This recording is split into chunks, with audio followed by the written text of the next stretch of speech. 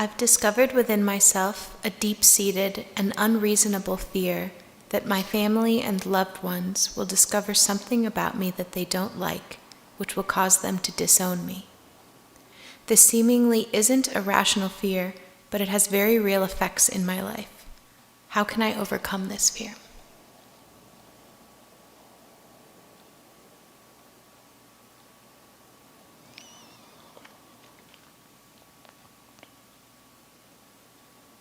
You know, sometimes the only way through something is to go right into it. We're often trying to fix things outside of themselves. And ultimately, the answer to almost every question is going to be the same. And that's why Lahiri Mahashaya, Swami Sri Yukteswar kept saying, or was it Lahiri? I'm sorry, practice more Kriya, Lahiri. No matter what anybody asked him, he answered, practice more Kriya, an avatar. So I say that not lightly, but truthfully. The answer to everything lies in our meditation. Having said that, and knowing for sure that when we're up against terrible fear or terrible pain, terrible hurt, terrible anger, it's very hard to sit and meditate.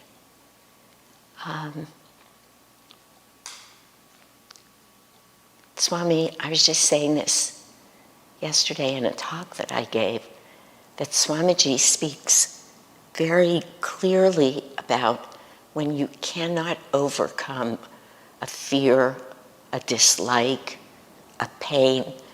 Sometimes you have to go right in it, which is terrifying. You have to say, all right, I am going to look at you, pain, and march right into you. I'm going to look at you and I'm going to come right in. And that means different things, that happens in different ways, but sometimes we need to do it. So honestly, I would want to sit alone with you to answer that very specifically for you. But here's what I would say.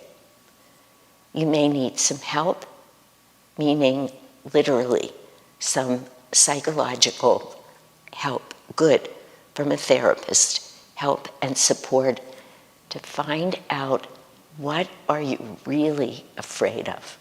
What is that? I don't know. Is it, where does that deep-seated experience of being unlovable come from? To be able to see it sometimes, that's what we might need to look at before. We can't just always come in with a spiritual solution. I don't know who's asking this question, so I need to be honest. I have suggested to many, many people that they get help at that level of the psychology of something and then keep going from there. But the fear we know is within ourselves. So with help in a safe place to say to ourselves, what am I afraid of? What am I truly afraid of? May not even be something from this life, certainly, but maybe it is. Many of us feel unworthy, not as smart as we are, unlovable. I've been there myself. I've prayed harder about that than I've prayed about anything in moments where I felt unworthy. So I don't know. I also know that sometimes, though this is not where the full answer is, and I don't know your family, but if you know for sure that it's not a truth, then you might need to go to them and talk to them about it. You might need to hear and feel their love to break through it. All the time, holding on to spiritual counsel, all the time. I was just telling somebody yesterday, because I'm a physician, of course, most of you know that. I've had a huge practice of internal medicine, and then I moved onward, upward, inward in my life, and have been doing a fair amount of spiritual counseling.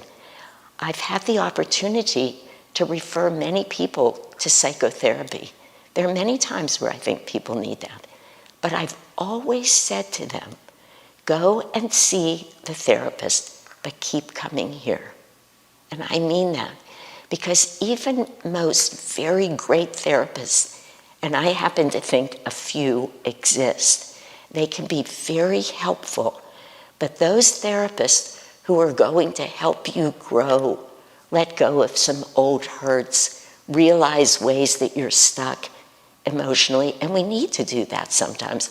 We can't sweep that under the proverbial carpet and think it's never going to come back to torment us. Those deep-seated fears, they come back. So let's neutralize them. That's what we need to do. We can learn a lot in therapy, then we neutralize them spiritually. And we need to keep doing that. So our meditation practice, there have been times where I haven't been able to meditate in my life. I used to keep empty books at my altar and a pen that I loved holding. For years and years I did it. When I couldn't meditate, I would either write my prayers, I would just speak to God that way, because writing really slows us down, brings us into the moment, or I would just write mantra, filling books and books and books with mantra.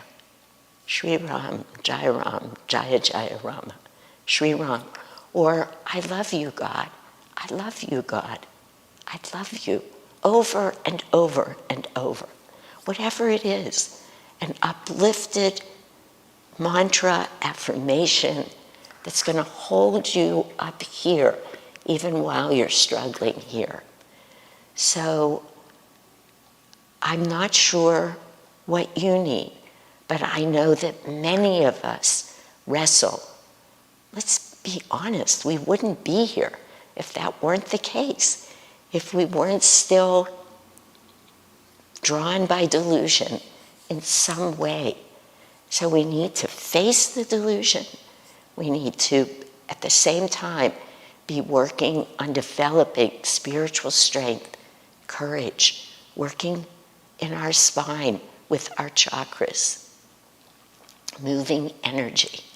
We have to, because ultimately, that's where the healing is. That's where true healing is. Thy healing presence, we say in our healing prayers. So that's what we're looking for. But we need to step along the path at our own pace and deal with those fears. I hope that helps.